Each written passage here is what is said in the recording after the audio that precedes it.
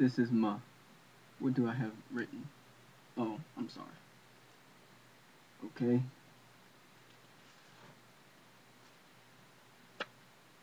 I hope y'all can see these letters right.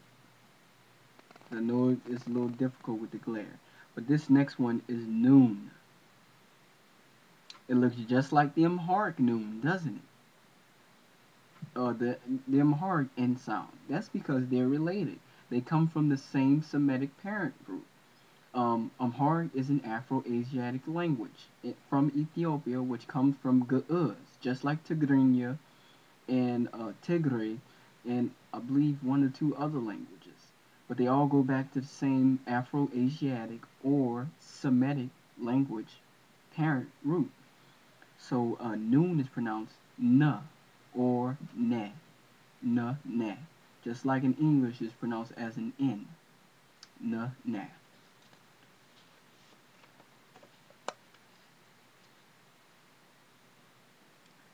This one is seen. Seen is sometimes comparable to another letter, sheen, but we'll get to sheen later. Seen. Uh, the seeing the arrows, how the arrows flow, is a little bit difficult. So look at the example that I have here, and then try to figure out the arrows. It's like swivel, swivel, swivel, swivel, short swivel, line. It pronounces the s sound or the sa sound. Sa, se, sa, se, sa, se. At the end of all these, I'm going to do a vowel pronunciation exercise to help you guys. This next letter is Rain. In Arabic, Rain is still preserved. It's pronounced a little bit different, but I get my pronunciation from various studies of different things. And also that most of the time when this letter is used, sometimes it's used as a guttural roll. In modern Hebrew, they use this sound as the R, the resh, but it's really inappropriately that letter. It shouldn't be that letter. But you see that this letter was in ancient Hebrew, but it fused with the letter ayin. So it's lost in modern Hebrew. It was not preserved.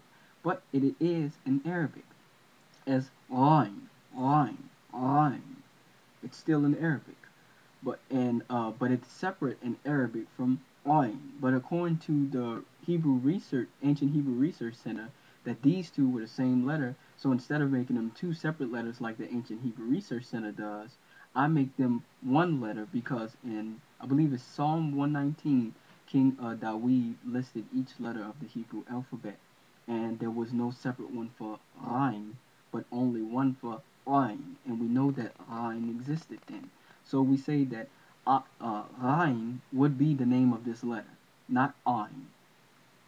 Ain is only if you want to pronounce the vowel sound of this letter.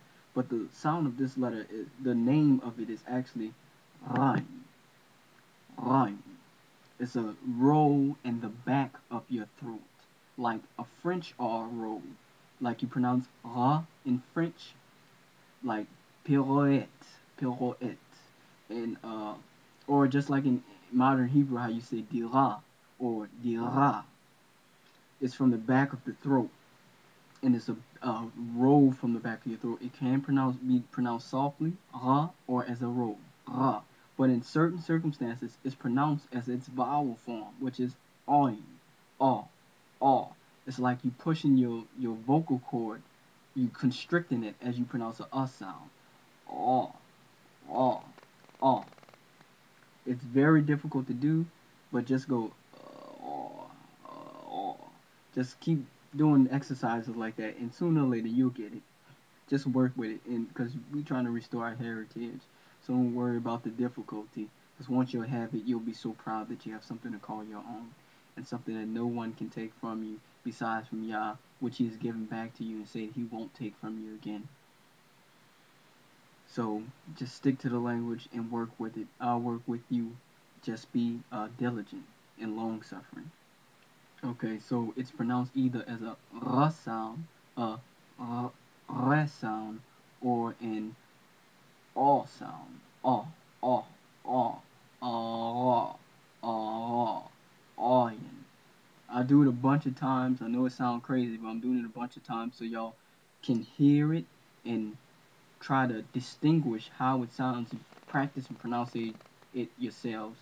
Uh, just go back and forth through the video, continually pause and rewatch certain areas so you can get the pronunciation. This next letter is pe. Pe. Pe is pronounced as a p sound. Now, there was some controversy around this letter because earlier I assumed because in the Arabic as well in many African languages, which we know we Africans are nothing but Hebrews, that there is not a p but a f sound.